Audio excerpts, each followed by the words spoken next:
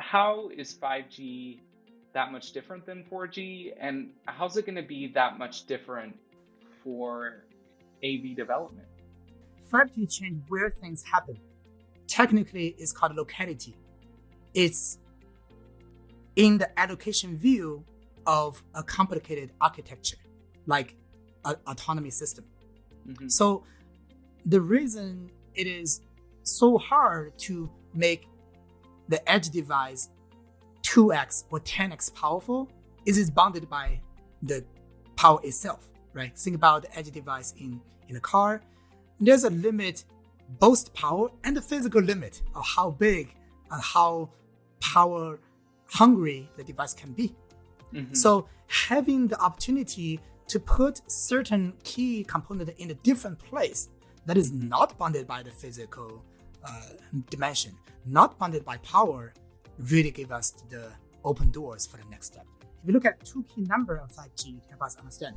Number one is the significant reduce of the latency. 4G is typically 50, 100, or even more millisecond in terms of latency.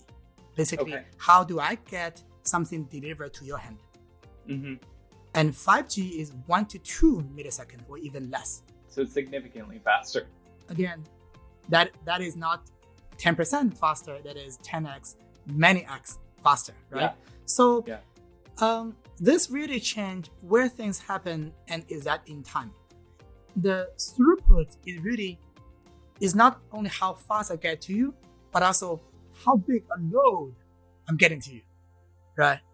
So in that sense, 5G is getting beyond gigabit per second at the scale of gig. So in that 1 second, significant load of data is getting to your side. So putting the latency and the throughput together, that's a significant change, the factor where things could happen and where it is more optimized. So one example is maybe part of the computation of autonomy in the next step could be from the light pole. Because we don't need to worry about, is it too late to deliver to me, or is it too limited by the bandwidth?